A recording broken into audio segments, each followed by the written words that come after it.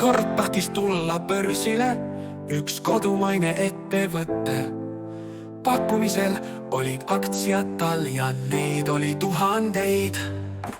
Peagi saabub märkimispäev ja tasutud saab investori vaev.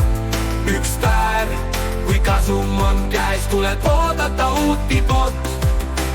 Aktsiad märkis taksojuht, kojamees ja kõik teised suht.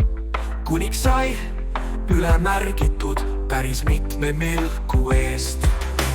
Peagi saabub kauplemispäev ja investor oma konto kasumeid näeb. Üks päev, kui kasum on käes, tuleb oodata uut tipot.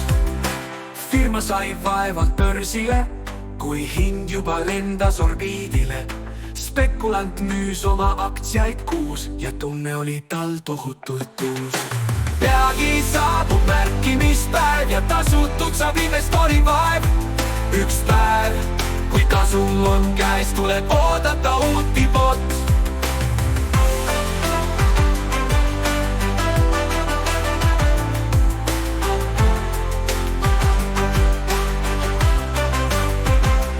Tulemuse üle uhkust tunda sai, sest tootlus tegi rahakotil pai. Järgmisel iibol ka hästi läheb, sest kõik on ainult tõusvad tähed.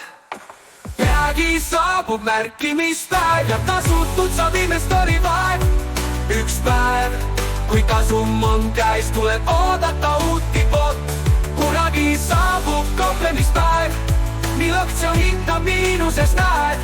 Kes siis küll vastutab, kui otsa saab infodroom?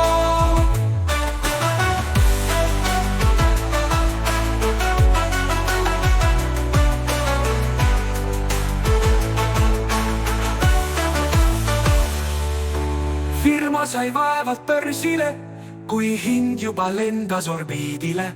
Spekulant müüs oma aktsiaid kuus ja tunne oli tal tohutult uus.